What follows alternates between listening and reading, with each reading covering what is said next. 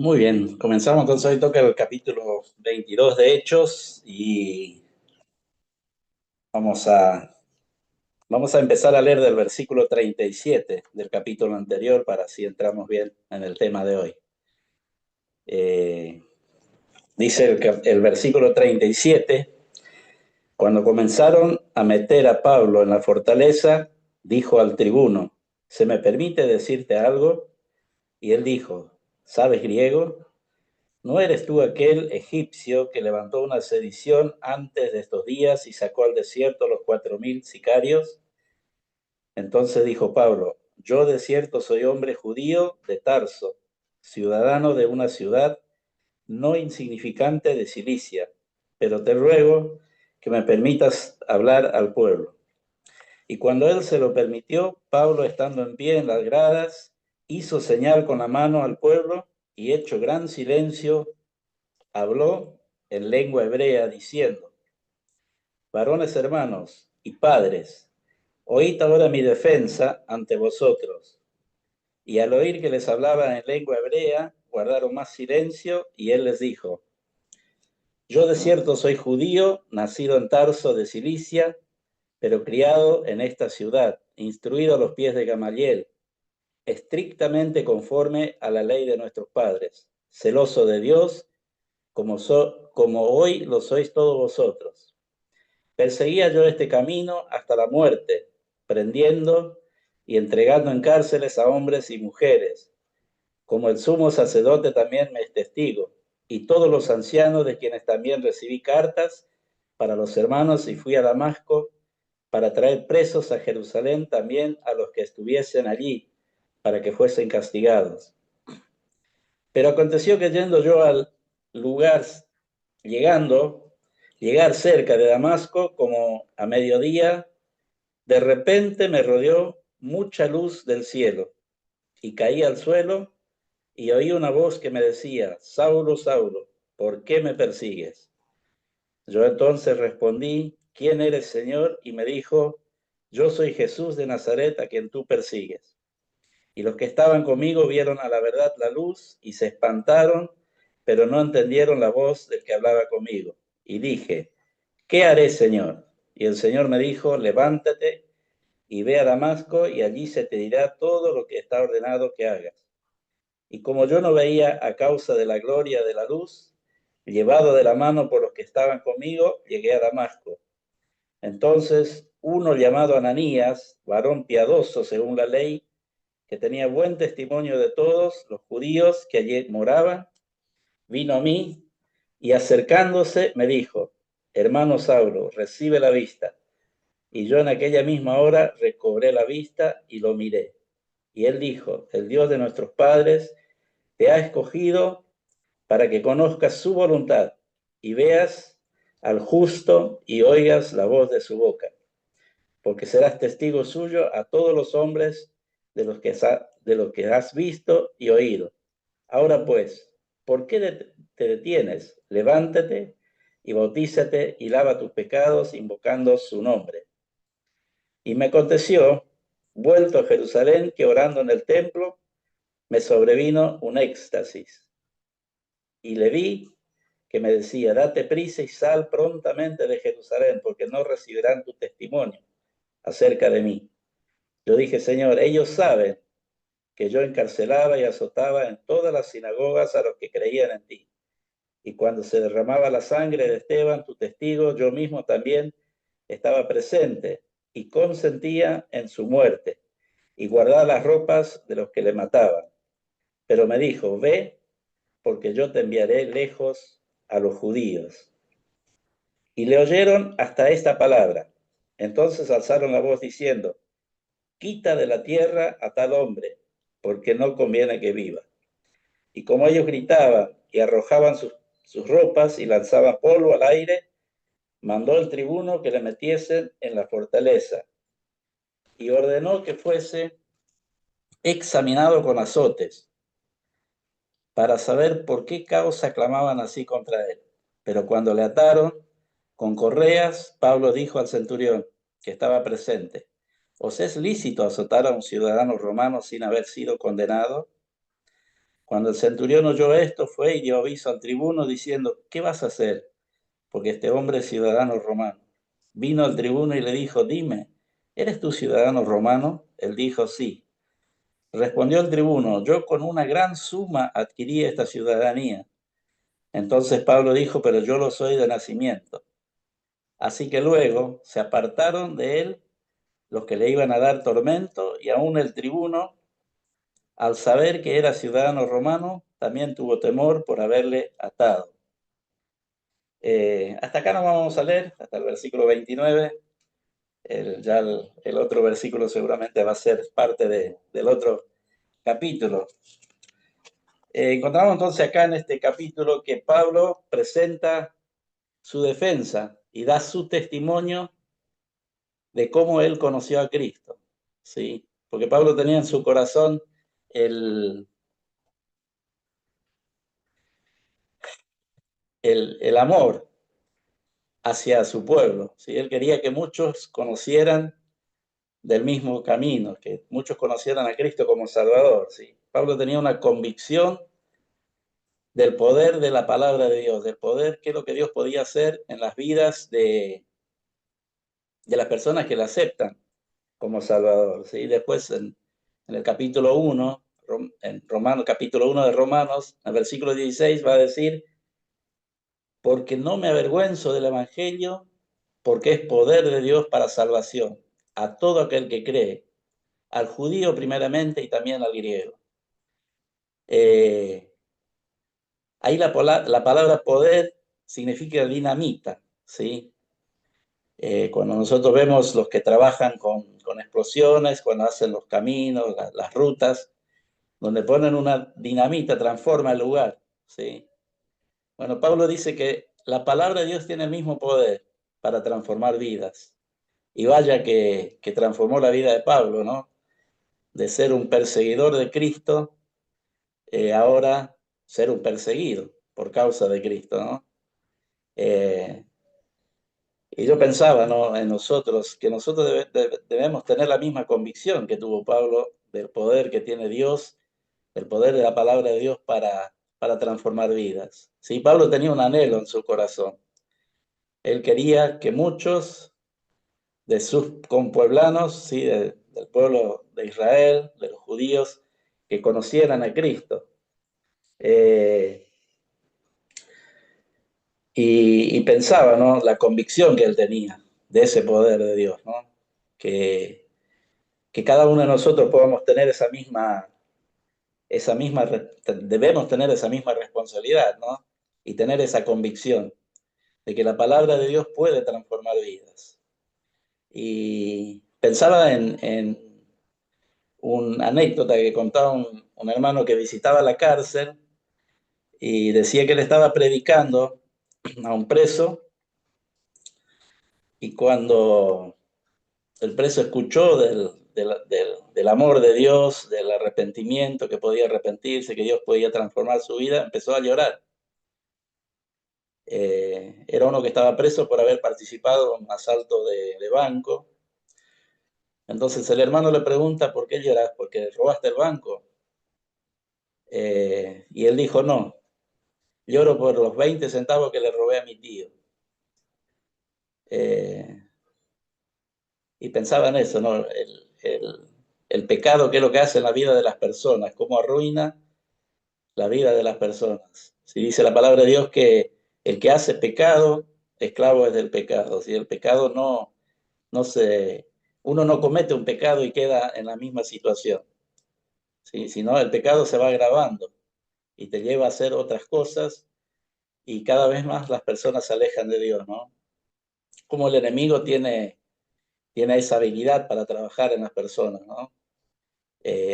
Pensando que pueden salvarse al hacer tal cosa, y después van cometiendo cada vez hechos más aberrantes, ¿no? Y los aleja cada vez más de Dios. Y bueno, pero acá, cuando nosotros vamos a la palabra de Dios, la palabra de Dios tiene poder para transformar vidas, ¿sí? Y vaya que transformó muchas vidas, ¿no?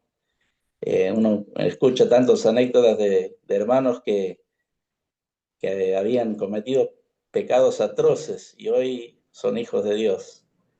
solamente porque creyeron, ¿no? Creer en la palabra de Dios es lo mejor que le puede pasar a una persona. Que el Señor nos ayude para que nosotros tengamos esa convicción que tenía Pablo. Él va a decir más adelante, yo mismo quería ser anatema con tal que algunos de mis hermanos pudieran ser salvos, ¿no? Que el Señor nos ayude para que nosotros tengamos esa misma convicción, ¿sí? Pensando sí que tenemos una misión como hijos de Dios, así como nos hablaron a nosotros, nosotros tenemos esa misma responsabilidad de seguir hablando la palabra de Dios, porque no somos nosotros los que convertimos a la persona, sino es la palabra de Dios. Y la palabra de Dios tiene poder.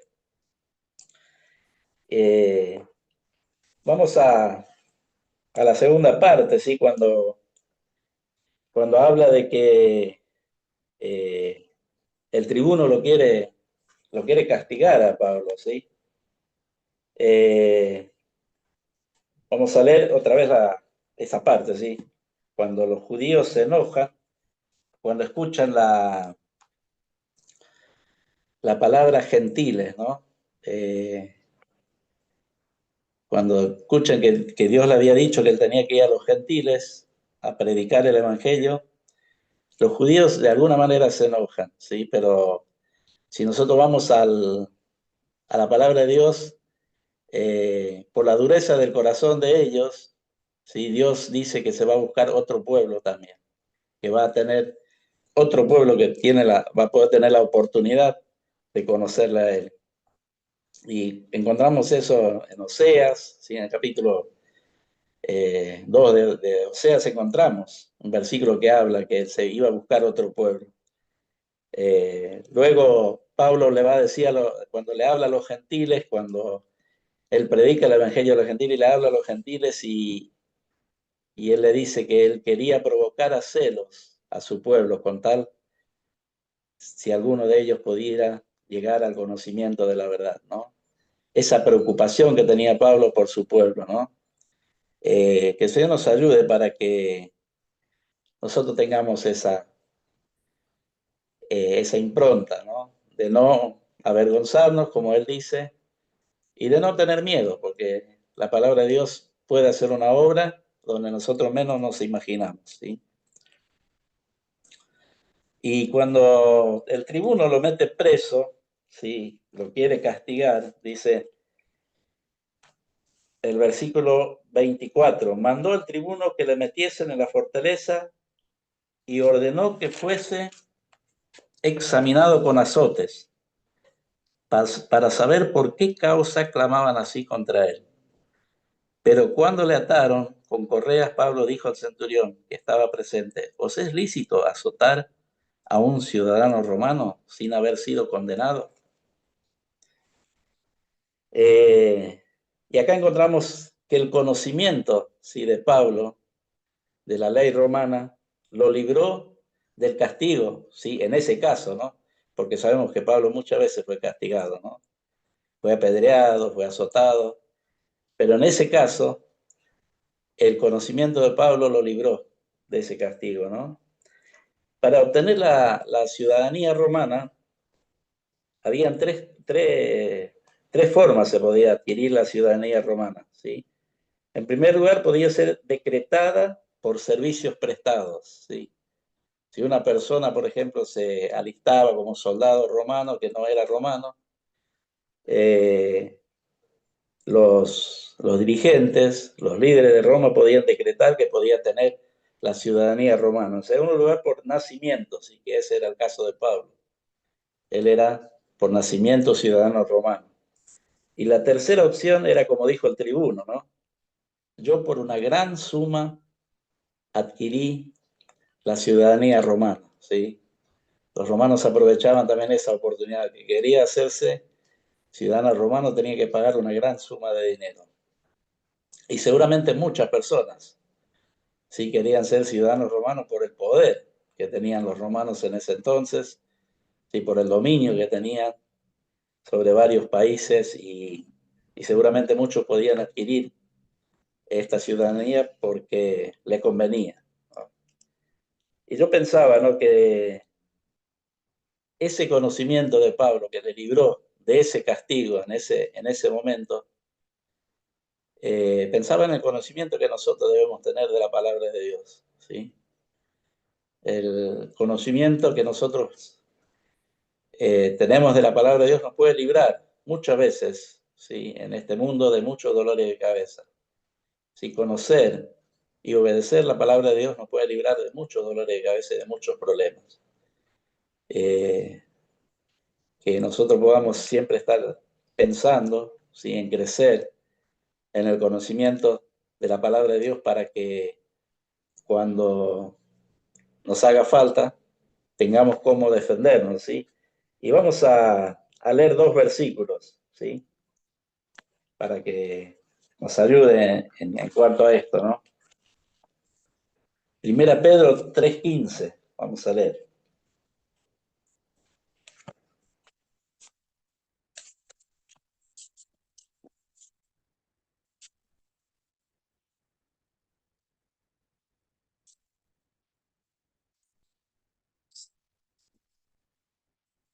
Primera Pedro 3:15, dice Pedro, si no santificad a Dios, el Señor en vuestros corazones, y estad siempre preparados para presentar defensa con mansedumbre y reverencia ante todo aquel que os demande razón de la esperanza que hay en vosotros.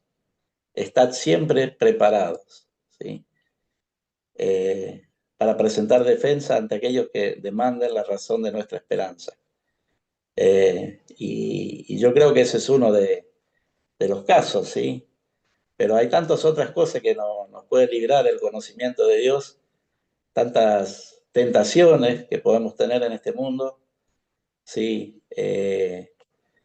Tantas personas que muchas veces nos contradicen algo de la palabra de Dios.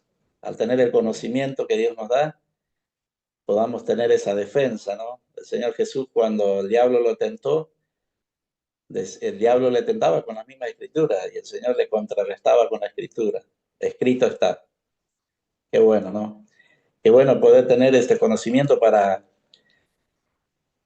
ayudarnos en estos casos, ¿no? Y el segundo texto es 2 Timoteo 3, 16 y 17, creo que todos lo conocemos de memoria, ¿sí? Donde dice que la palabra de Dios es útil. 2 Timoteo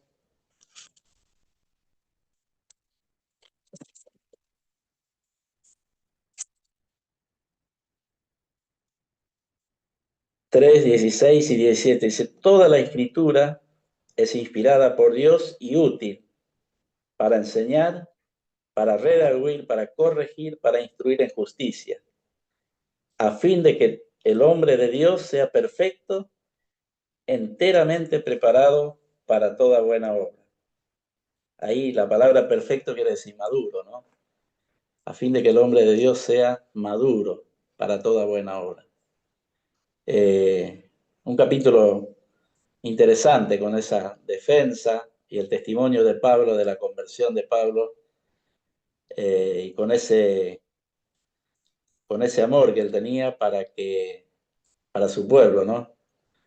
Él pensaba que como él tuvo esa posibilidad de ese encuentro con Jesús, muchos otros también podían tener ese encuentro, pero así como no aceptaron al Señor Jesús en la época, el Señor Jesús les hablaba, ¿sí? Y no es solo eso, sino que lo crucificaron y tampoco lo iban a aceptar a Pablo, ¿sí? Tampoco iban a aceptar lo que Pablo les decía. Y pensaba en un texto que decía el Señor Jesús, que dijo, ¿no? Si al árbol verde hicieron esas cosas, cuanto más al árbol seco, ¿no? Y vaya que muchos siervos de Dios sufrieron por causa del Evangelio, sí. Y los apóstoles no estaban exentos de eso. Cuando nosotros leemos el libro, el capítulo 11 de Hebreos, vemos ahí los que murieron por causa del Evangelio, ¿no? Que el Señor nos ayude para que nosotros tengamos esa impronta y poder estar siempre pensando que la palabra de Dios es lo mejor que nosotros podemos hacer de estudiarla, de leerla, para que el Señor siempre nos ayude a nosotros a tener en cuenta esto, ¿no? Ser obedientes a su palabra y así estar preparados para todo aquello que se nos presente en este mundo, ¿no? Que el Señor bendiga su palabra.